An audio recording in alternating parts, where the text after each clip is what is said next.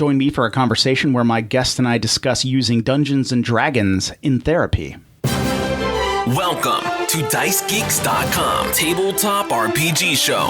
Level up your RPG campaigns by filling yourself with stories and knowledge. Explore topics from archaeology to film history to writing to literature and much, much more.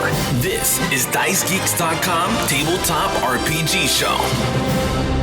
Welcome to the show. My name is Matt and I am your host. This is the podcast where we learn how to become better game masters and role players by filling ourselves with stories and knowledge. Okay, guys, I love bringing you awesome guests each and every week so we can talk about cool topics that just help us become better game masters and role players by just adding all kinds of facets and knowledge to our characters. I really think that is important. I think that is an important way we can become better game masters. Now, first, please take a moment to like, rate, review, or subscribe to the podcast wherever you are listening to it. Those things help the show immensely, and I would greatly appreciate it. Also, if you are running games and you are kind of swamped with your Dungeon Master or Game Master prep time, I create books that help cut that prep time down so you can have more fun and a little less work. You can find those books at Amazon.com, DriveThruRPG.com, or my own website, DiceGeeks.com. I have books of random tables that help you fill rooms and add details on the fly so you don't have to come up with them before the session begins. Also, I have random tables of quests that you can roll on and just get the entire session right there without planning beforehand. Like I said, you can find them on Amazon, DriveThruRPG, or DiceGeeks.com. Or if you just want to go to Google, just type in the Book of Random Tables. You will find a whole bunch. I also have books of dungeon maps and other things. Again, if you are tired of wasting time in preparation for your sessions and you are feeling overwhelmed, my books can help. So check them out. All right, guys, here's today's interview. My guest today is clinical social worker Eric Koll. Eric, welcome to the show. Thanks so much. Glad to be here. No, absolutely. When did you begin kind of your nerd journey? Geez, it's funny to think about that question, right? Because I mean, nerds really developed this identity at such a young age. At least I did. Mm-hmm. I think probably it was maybe one of two things. It was either my first memory of sneaking like a tape recorded version of Star Wars that my parents had made when I was like 5 or 6 when they were out of the room, and I knew I wasn't supposed to be watching it, but I snuck it in anyway. Or it was I'm one of 4. I'm number 2 of 4, and my father introduced my brother and me to Dungeons and Dragons when we were very young. I was probably maybe 6. And he pitched it to my mom as wanting to develop problem-solving skills. And I mean, good on him, right? Because that's exactly what it is. Yeah. And I remember we were so young, probably too young, if I'm being honest. Yeah. And so we were going through these dungeons and we encountered these monsters and we got so scared. My mom made him stop for a year and a half before we were allowed to play again. Mm-hmm. But do you remember B. Dalton books? I'm not sure how old you are, but I'm 40, and I remember saving up my allowance money, or like mowing the yard, or picking up sticks or whatever, to go and get those old like AD&D binders that they were back in the binders, the Monster Manual back then. Very clear memory. I would save up for months and months to go get those. So for as long as I can remember, I've been hugely into role-playing games and board games and fantasy novels and all the great stuff that this culture has to offer us. Yeah, absolutely. And I certainly remember B. Dalton books. I guess I'm a little older than you. I'm 48, but Yeah, I actually have a very clear memory of one of my oldest friends and I standing in B. Dalton Books, and we were like drooling over Spelljammer. Absolutely. We were just like drooling over it, and which is awesome because I recently interviewed the creator of Spelljammer, Jeff Grubb, which was awesome. But like, we were just like drooling over it and just being like, we don't have the money and we'll never be able to play it, but it's so awesome, Totally. So I definitely remember those stores. And that is interesting though, that your father introduced you. But that is really super cool though, that your dad introduced you to D&D. And I'm trying to introduce my kids to it now. We've played a few other games, but I haven't played D&D with them yet because I think they're still just a little too young. Although I started playing at 9, and and I will put. I always, well, I say this on the podcast all the time. I put playing in quotation marks because I didn't follow any of the rules like at all. Yeah. Well, and that's the thing, isn't it? Like that we are given permission to be creators in whichever way is best for us. Like that, isn't that the beauty of the game, though? Yeah, absolutely. So we were going to B. Dalton. I remember then as a teenager, I would spend hours sort of reading these books. And I would, like, for my birthday or for a holiday or something, I would just wanted subscriptions to, back then they had the Dungeon magazine or Dragon magazine, if you remember those. Yeah, one of them was like all of the old, like the dungeon modules, and one of them was like errata or different spells or things like that. So that consumed the majority of my childhood.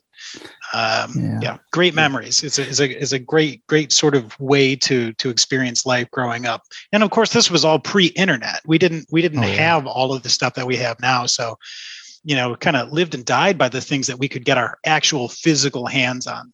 Yeah, absolutely. No, I understand that. And, we couldn't watch an actual play podcast to learn how to play that obscure class or something, which now you can, Absolutely. Yeah. We were just like, how do you play a paladin? I don't even understand this, or whatever. Totally. Yeah.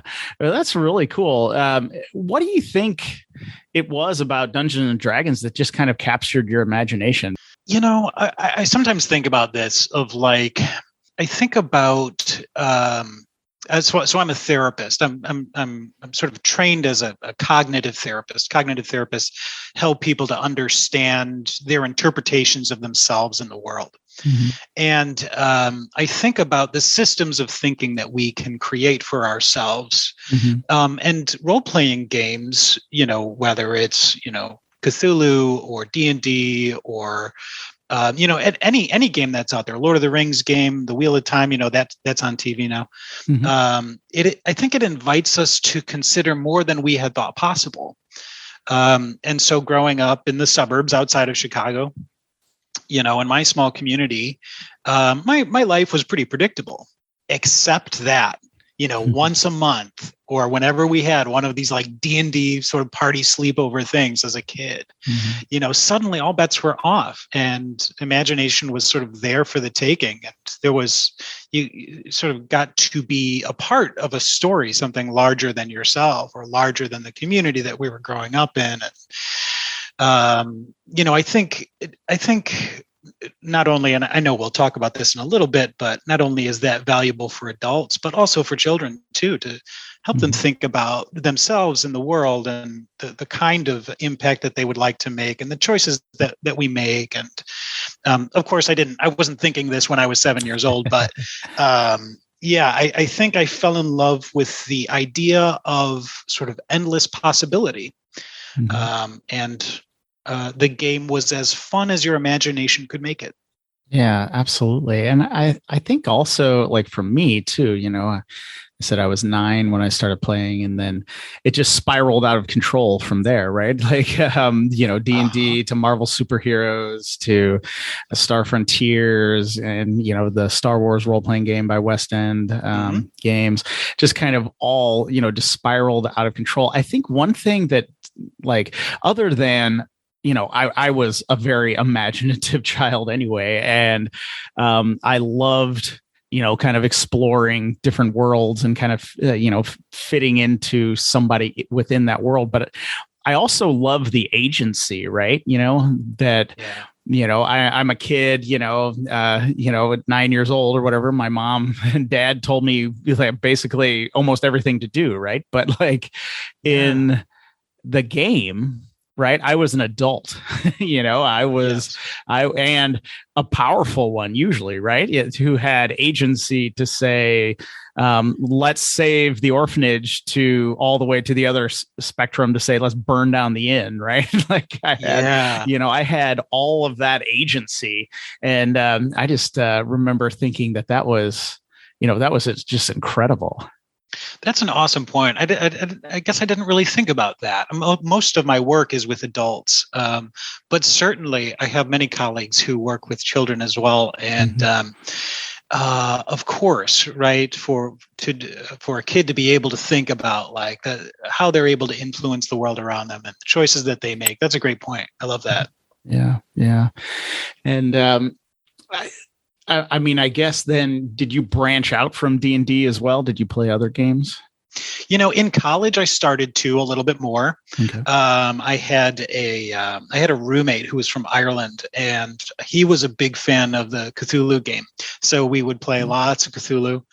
And then I played every edition of D&D. That's sort of my home base. Mm-hmm. I've also played Pathfinder, of course, which is basically the same thing, and a couple other games here and there. I played the Ghostbusters role-playing game, and yes, there is a Ghostbusters role-playing game. If you never tried that, it's a lot of fun. Yeah. I'm more interested these days in Weird West stuff. So I'm doing a lot of that. I also am connected to. There's this. I don't know if you're familiar.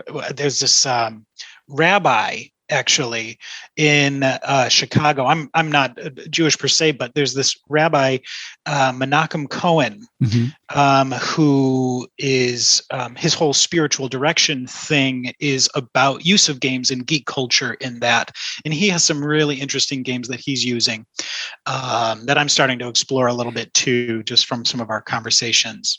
Yeah. I just interviewed Menachem 2 days ago as we're recording this. Yeah, that is awesome. He's a great dude. He's the real deal. Yeah. It was a really fun conversation. Yeah. Awesome. Yeah.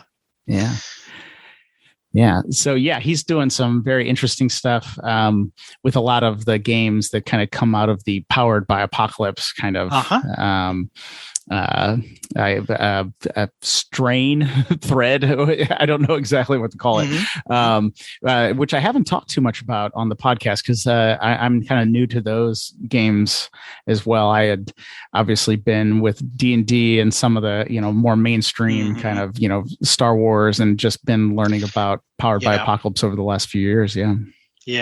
I've done a little bit of Star Wars, some Star Trek, some Vampire. I suppose my heart is the D20 systems. Maybe just because I'm getting older and it's harder for my brain to learn new things. But and any game that lets you have sort of influence and lets you shape things using your imagination is just fine by me. Yeah, absolutely. And, we did mention, that you're a therapist. And what I find very interesting now is you've started using Dungeons and Dragons as part of your work. Isn't that right? Yeah, that's right. So I am a therapist. I'm a clinical social worker here in Chicago. I run a therapy practice called Chicago Nerd Therapy, chicagonerdtherapy.com, if you're curious to check that out. And so part of my work is with individuals. Part of my work is with groups, and groups using games like Dungeons and Dragons. I think that it's really interesting right now in the therapy community. There's a lot of talk about how we're understanding ourselves. One of the sort of foundational beliefs of social work is to try to meet people where they are. and to understand people from their own perspectives. This is something that every social worker sort of is taught in graduate school. And I think what we're coming to realize now, too, in the therapy community is that games or geek culture in general can be sort of this perfect vehicle to connect with people despite having grown up wherever you are, whatever life experience you have, what kinds of things you've gone through, what job you work. We all sort of have this common language. One thing I think that a lot of my clients struggle with, and mostly I do work with people who are recovering from trauma or who have developed PTSD or things like depression and anxiety. I think a lot of times people really struggle with not really knowing how to articulate their experiences or having good models for sort of working through their emotions and their thoughts and feelings. So part of the movement that I'm involved in now, amongst other sort of geeky therapists here in Chicago and across the country and the world, is being able to join with clients using some of this common language of movies or games or TV shows or books, what have you. I think it can be a really effective way at building rapport, having a common language, and then using those things as tools in therapy. Yeah, very interesting. Of course, I'll follow up with some different aspects there. I think it is. I don't know. I guess this is a bigger kind of a cultural point, I guess, but like I remember, my generation, of course, we were fascinated with Star Wars because it came out when I was like 4 or 5 or something. But like in school, like after like 5th grade, like if you said you like Star Wars, like nobody would talk to you except for that other kid who loves Star Wars, and that kind of continued all the way through, high school. And, and like I had my couple of friends who I could talk about, the cliffhanger of Star Trek, The Next Generation, the big season, that was when we were in high school. And I had my couple of friends that I could talk to about that. But like, if you mentioned it somewhere else, that was, you were not invited to the next event that was going on, And so, and now we flipped and everybody's a geek, right? Yeah, definitely. Yeah. Geek and nerd. Those were derogatory terms. Oh, yeah. You did not want to be labeled that. No.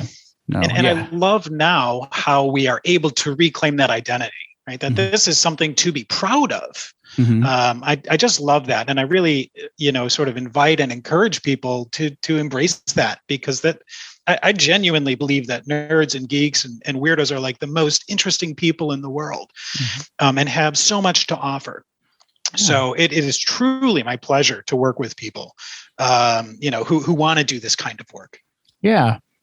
And I always thought that was, you just said you think that the nerds and the geeks were always the most interesting people, because I always found like that to be the case where, you talk to, like, especially in school, you talk to somebody who's a jock or something like that. And they might be able to tell you about sports and video games, right? We're kids, but it was like, if you talk to the geek kid, he could tell you about sports and video games, but he could also talk about like, black holes and string theory and, medieval history and ancient Egypt as well. Without a doubt. And I was just always like, well, I want to talk to people like that. I'm having this core memory is resurfacing as you're talking, Matt. I was in 8th grade and I had to do an assignment where we walked people through something step by step. And people, my classmates would do, this is how you tie a shoe. This is how you bake a cake, or this is how you, plan to do your homework on time or whatever. And I remember getting up in front, totally unashamed. And my presentation on this is how you write an adventure campaign for Dungeons and Dragons. There you go. Yeah, I don't know that I made a whole lot of friends that day, but good on me for doing that as a kid. Oh yeah. Well, if I had been there, you would have been my friend, because I would have been like, who's running the game next weekend? Yeah. Yeah, because I tell the story sometimes on the podcast that I think it was 8th grade. I went like first day of like a study hall. I walked in and there's this kid sitting, a few desks away, and he opens up his backpack and he pulls out like a Ravenloft book. And I just walked right across the thing. Probably shouldn't have done it. I just walked right across and I was like, "Do you play D&D?" And he's like, "Yeah." And I was like, "We have got to play," And then it was like just formalities. It was just like, "Well, my name's Matt. Oh, you're Ray. Okay, well, we got to play." Absolutely. And I was just going to say he stayed really one of my closest friends. He just passed away, sadly, in August 2020, 2021. Sorry. We were just like friends. I mean, he was just one of my best friends ever since 8th grade because role-playing games. Right. Yeah. And, this is, I think, so important because I run sort of, in addition to doing the Chicago Nerd Therapy, I run a free meetup group for nerds here in Chicago. Anyone can join, whether or not they're in Illinois. And sometimes I'll invite people to say, really, what is it that you're looking for? What do you most need from this support group that we do about once a month? And invariably people will say, look, I'm lonely. Like I don't, COVID, it's hard to meet people. I feel isolated. I'm not sure, like, can people understand me? And I think what you're describing perfectly is this commonality that despite the fact that we are all sort of having these isolated experiences of loneliness, I think more and more in culture, in American culture today, that games can be this perfect vehicle for connecting with other people and socializing and building relationships. Yeah. I once read an article about, I think, what they called shoulder-to-shoulder friendships, which is the idea of like, guys at the bar sitting next to each other, both watching the screen. And that's what they describe as friendship, versus something that is maybe more authentic and intimate, which is sitting across the table and collaboratively creating this narrative and building memories together, creating memories out of nothing, which I think has so much value. And there's so much potential with this game, which so easily translates then into therapy goals, increasing socialization, building relationships, improving self-esteem, all of which are a major part of things like this D&D therapy group. Yeah, it's a 1-to-1, benefit ratio there. Yeah, absolutely. And I mean, I think, if I look back, when I connected with people, right? Like even just, you can take even say a game that is, like a board game, even one that isn't like the most complicated, you could say the game of life, right? Like I have some very, pretty vivid memories of just connecting with friends playing a game that's kind of silly and, and very generalized. And it's just something about coming and sitting around the table. But I was going to ask, and I think I know where you're going to go with this, but why do you feel that, say, D&D is kind of uniquely suited to really help people in therapy? Yeah, I think it's a good question, and maybe something that's not like immediately apparent to people. But I want to answer this question. I also want to make a point to also comment on something you said too about talking to people and the ways that people think about things. Whether it's about space or whatever it is. Because games, for instance, role-playing games like D&D or other role-playing games, and sort of geekdom and fandom increase what we would clinically call cognitive flexibility, meaning the ability to think about things differently and from a multiple of viewpoints. So this is something, regardless of where a person might be with their mental health, if they're interested in these ideas, Marvel movies, Star Trek, you name it, this is something that they're likely sort of a few steps ahead than maybe the average person, because they actively seek creativity and they actively are interested in new ideas. And this is sort of central to changing our views of ourselves and the world, especially if we're stuck in things like depression or anxiety, because mental illness, I like to say mental illness will lie to us. So part of our job then in therapy becomes testing out these beliefs. Is it true that nobody would like me? That why I shouldn't even try, right? Because I'm boring or I can't make friends or whatever the lie is that mental illness might be telling someone. When we sit around a table and we start to sling some dice and tell some stories, we get to test that out. And maybe we start to learn that we're not quite as alone as we thought initially. And in fact, maybe it's even the opposite. Maybe it's not just that this is a lie, but actually people like us. People are happy to see us. So it's not only kind of the experience of testing out these negative thoughts, challenging our negative beliefs, but also in therapy, what we would call it's about the process of the group, meaning we get to experience other people and ourselves in relationship to each other. It's not just about, oh yeah, maybe it's not true that no one likes me, but also I get the experience of getting out of the house once a week, or, I'm going to stop scrolling TikTok for 2 hours once a week. Mm-hmm. And I get to do something else instead. I get to do something that's creative, that's inventive, that's collaborative, and based on relationships. So I know this is kind of a long answer to your question, but I guess in addition to that, like part of the model that I use, I was trained by the Bodana group, which is in Pennsylvania, and they do a lot of therapeutic game mastering trainings. Part of the model that I use is not only doing sort of the game that we would have once a week, but then also having individual meetings with people about once a month to check in and see how things are going, how are their symptoms in relation to the kinds of goals that we're actually working on with the campaign. Because I think this is the other part that's important. It's not just that we're gaming, we're working on goals within the game. Mm-hmm. Maybe I should explain that a little more. Yeah.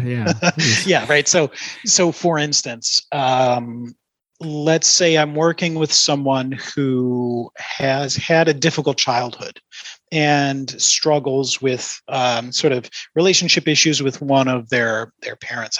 I've run games where this becomes sort of a quest that the character is working on. Maybe we will externalize these experiences and, to use your word, give the player some agency to fight back against experiences that were in the past. So we might vilify one of these caregivers who was abusive and create this as sort of this monster that the character quests against. And in that way can reclaim some of the narrative and empower themselves to understand their situation a little bit differently. The mind is a funny thing, and we can get stuck in ways of thinking. But if we're able to take action towards something, we're able to change how we think. So that's one way. Sometimes we will, and please stop me if I'm rambling here. No. Sometimes we will incorporate specific therapy techniques into, let's say, a riddle. So one game I was running was working with someone who was having a lot of panic attacks. And so we incorporated some very basic mindful grounding breath work into this riddle that they had found on this moon. And then in order to control different aspects of the game, they as a person and as a character would have to practice this grounding breathing during session, and the whole group would do this together, which was a really cool experience. Other times I will incentivize out-of-game behavior with in-game reward. So if someone has social anxiety or is afraid to leave their house or afraid to be in a crowd, we'll say, okay, well, in between now and next week, if you go to the library and you spend half an hour there and you check out some books, right? Bring the receipt back to game. Well, then you're going to get some kind of in-game reward, because token economies are great for a reason, right? Their sticker charts are great as a kid. Bonus points on our credit cards are great as an adult. They also work for games. There's a reason that these are so effective and can help people to work through different mental illnesses too. Mm-hmm. Yeah. And so during these sessions, then you're running these games, right? You're the dungeon master for these games, that's right? Mm-hmm. Yeah. And then, I just kind of find it interesting that the tabletop role-playing games have so many different aspects to them that they can be used in so many different ways, and I've found that kind of fascinating with tabletop role-playing games, really ever since I've started them, right? You can use a tabletop role-playing game rolling on random tables to kind of build a framework for a novel or a story you're going to write, right? Like you can, and now to see people really kind of digging in and using that as therapy, it's really interesting. Yeah, it's an exciting time to be a therapist. It's an exciting time to be a nerdy therapist, that's for sure. Yeah. I'm a sort of a I was heavily influenced in my graduate years by a therapist by the name of Irvin Yalom. He's a very famous psychiatrist. And he would say, it's all grist for the mill, that there is nothing that cannot be used in the therapeutic process, from how we're holding ourselves when we're talking to somebody to the kinds of activities that we enjoy or the entertainment that we seek out, that all can become a part of the process if we invite that. And I have absolutely found that to be the case. Sometimes, what I was going to say, I'm going to sort of out myself as a huge nerd, but if I can't do it here, Matt, where can I? No kidding. Right. No kidding. I've thrown back the curtain on myself, so I'm totally a nerd. So yeah, if you can't say it here, Eric, I don't know where you can. So, and I'm totally cool with it. So yeah, absolutely. I was going to say, I was just going to give another anecdote about, I was recently working with a client who was working on some self-esteem stuff and some boundary stuff, sort of to keep it very vague. But this person also really loved Star Wars. So we did sort of this guided meditation during session where he went sort of and sought out Luke Skywalker. And, in session sort of imaginatively. And we spent some time listening to whatever sort of feedback Luke Skywalker might have about this person's situation. The interesting thing, of course, is all of these answers are within the client from the get-go, right? We just have to create the vehicle to be able to hear that and to understand that. And so, geekdom and fandom is the perfect tool to do so. Yeah. Yeah, absolutely. And yeah, I just find it fascinating. Did you, I don't know, this is a kind of a silly question. Did you ever think you would get to play D&D as like part of your job? Oh my God, no, definitely not. I remember I was a kid, right? I was poring over, hour number 6 of the Dungeon Master's Guide. And my mom says, if you put half the amount of energy into your schoolwork as you do with these games, you'd be a rocket scientist. So now I get to laugh when I call my mom, like, hey, guess what? Yeah. Oh yeah. Yeah. It is actually very interesting. Now, it took me a long time to get it to be my day job, but, kind of going back, and I will still hold it over my mom's head occasionally, say, Mom, in circa 1984, when you were saying I should stop playing these games, do you think that's true now? And she's like, no, you should have kept playing them. Right. Absolutely. Yeah. And I mean, really, too, I've mentioned this before on the podcast, too, that it's just like, with D&D or whether other role-playing games like the fastest Star Trek or the West End game Star Wars or Star Frontier, something like that. Like, me and a few of my friends, right, we would be sitting in like my room, usually, doing math problems and reading books and like reading like heavy like reading or thinking like, oh man, for the next campaign I need to understand ancient Sumerian culture. And it's just like there's a lot of worse things teenagers could have been doing, right? Like that was just pushing me into it, and now some of the things, with like Star Trek or Star Wars, you're just like, I know way too much about how a fictional starship would work, right? Like probably like way too much, but it comes in handy occasionally, which, is kind of crazy, but, definitely, so yeah, I never got some of the kind of the pushback against role-playing games, that there had been here and there, because it's just like, explain it in language for a non-geek. And it's just like, I'm reading and doing math problems, it's just right. like what, I'm practicing, you're right. Like I'm practicing schoolwork, but it was just a lot more fun. Yeah, absolutely. And I mean, there is something, I'm sure your previous guests who are far more eloquent than I am. I know you have writers and different things. I've really been enjoying listening to your podcast. But this is sort of a part of our DNA, isn't it? That storytelling is a part of our bones. Yeah. It's something that we can't get away from.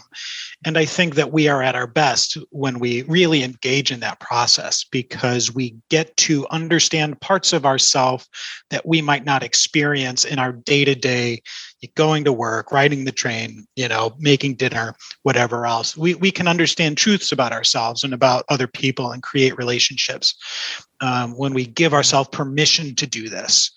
And I think that's really important, that we understand, like, not only is it it's not the 1980s where, someone's going to give us a wedgie or a swirly, hopefully. But actually that this makes us more fully human in some, I think, really important ways.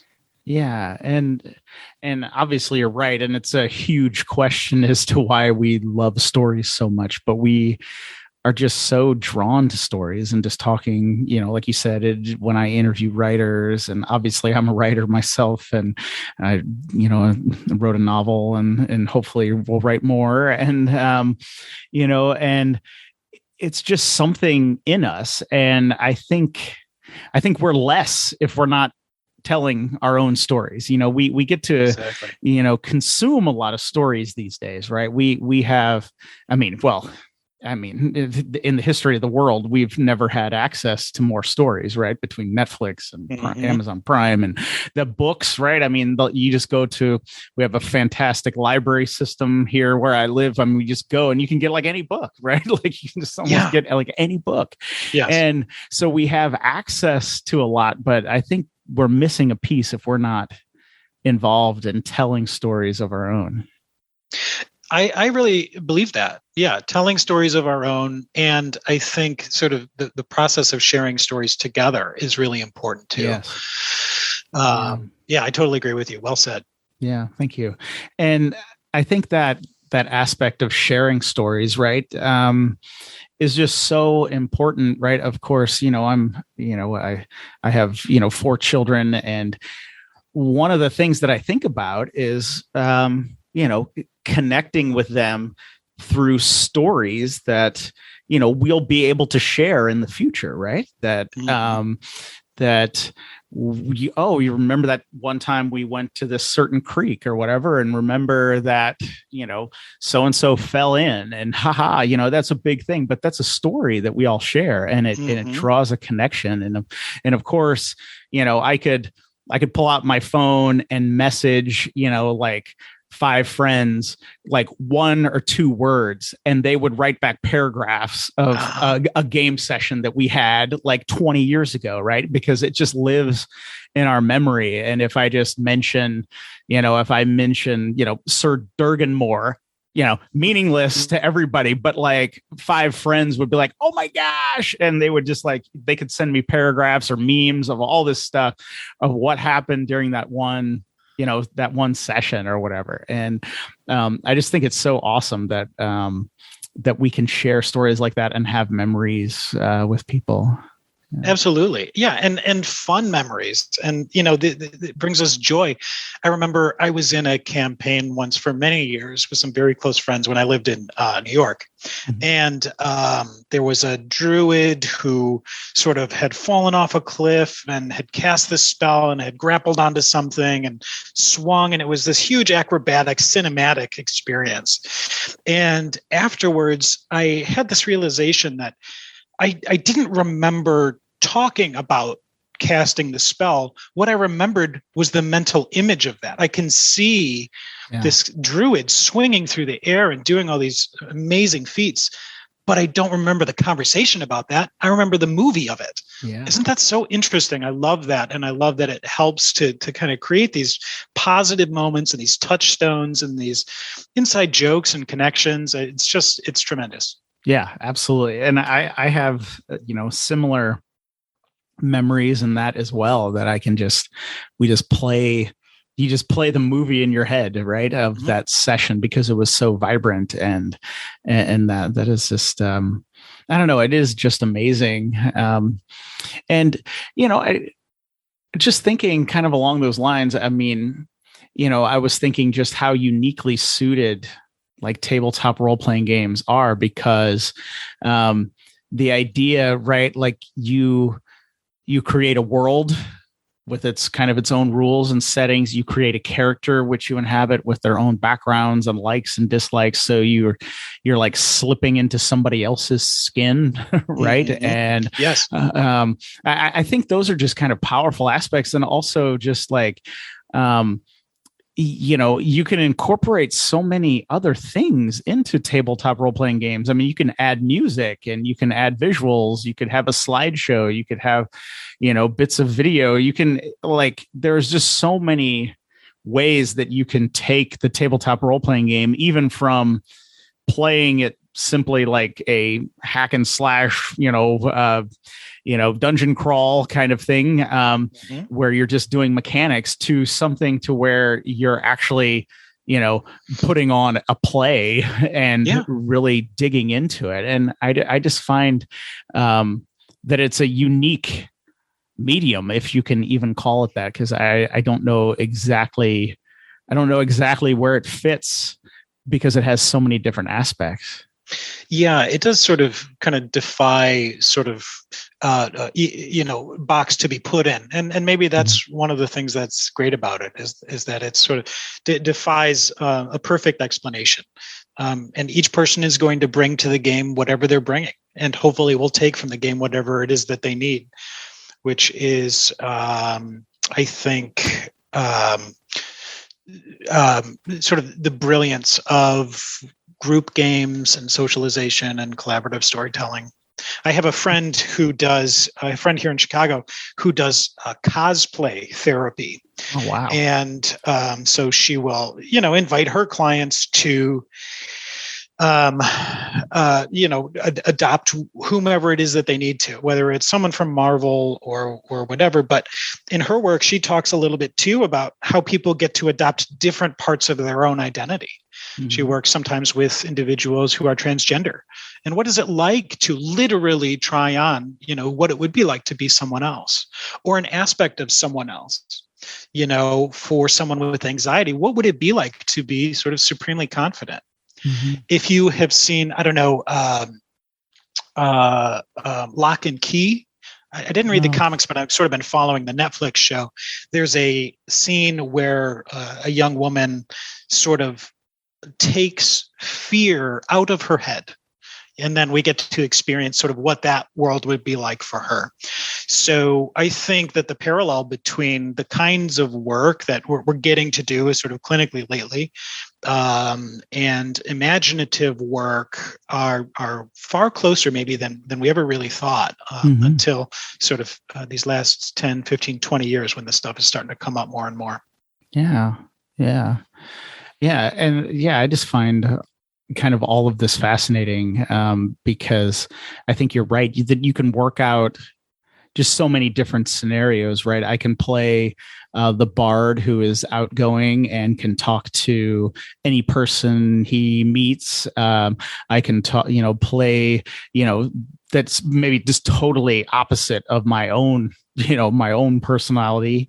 And I could try out the royal retainer who is used to serving somebody. I mean, you can just try out kind of almost anything and see what that's like, and try to just see what it would be like to be somebody else. I think that's really really interesting.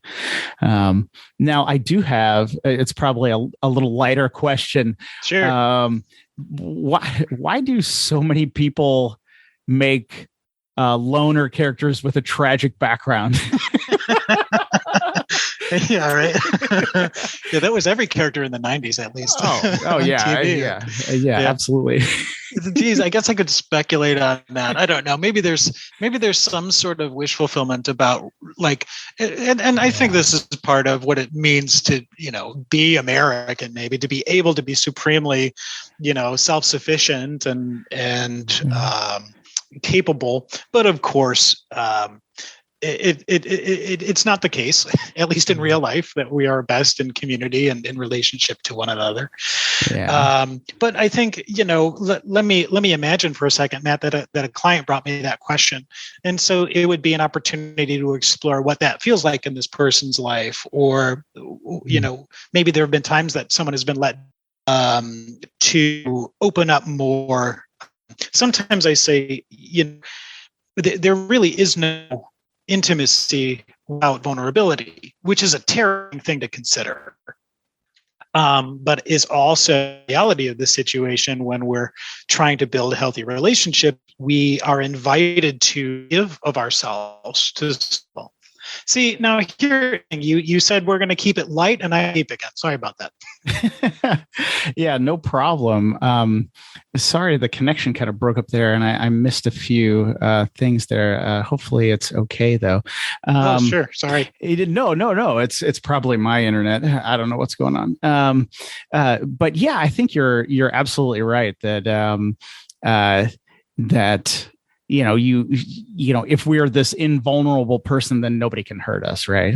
But I think too, I think sometimes we kind of come with those loner character who has a tragic past, because that's the way a lot of movies and books start, because they are going to open up during the course of this adventure or this thing that happens, right? They're going to meet, if you're doing a kind of a cliched action movie, right? The hard cop with a tragic past is going to meet the widow with, the 5-year-old son. And now he gets to be, kind of a father figure to this child and open up and let go of his past that he struggled with, surviving, probably some war or something, or, some tragic event with his own family.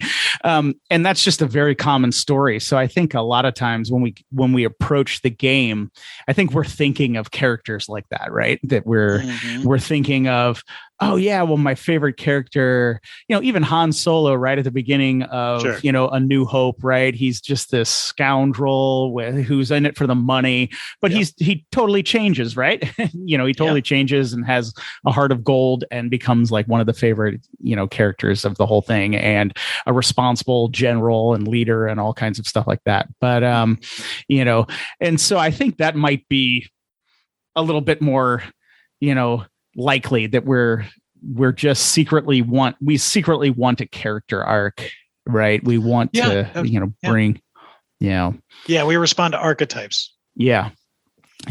Well, now, I've been talking a long time. We're coming down to the end of time here. Oh, why don't you mention, again, kind of some more of your work, where people can find you, and just maybe a couple things that we didn't exactly touch on, so people can kind of get a better understanding of what you're doing. Yeah, awesome. Right. So, like I mentioned, I'm at chicagonerdtherapy.com. I also have a Facebook and Instagram that's sort of intermittently neglected, just at Chicago Nerd Therapy. I am, I think I said, doing individual work, group work for anyone who resides in Illinois. And as far as other work, one thing that I'm just finishing up right now is I've written a series of 150 different mental health prompts alongside the Lord of the Rings movies. So a person can watch this movie and then and sort of invite them to consider different aspects of the movie, or ways to think about their own life or their own journey, or things they're working on internally, using this movie as a way to understand mental health symptoms or their own experience. I'm not exactly sure if I'm turning that yet into a book, or maybe, I don't know. I kind of have a love-hate with TikTok. Maybe I'll turn it into some TikTok things or something. But if nothing else, people can always email me, Eric, ERIC, at chicagonerdtherapy.com. And really, I'd invite any of your listeners to do that. I love talking about all things nerdy and geeky, mental health related or not. Or if someone is looking for a therapist, certainly reach out to me. I'm happy to talk to people, or to help point you towards another therapist if there's someone who's sort of more qualified based on whatever the presenting issue is.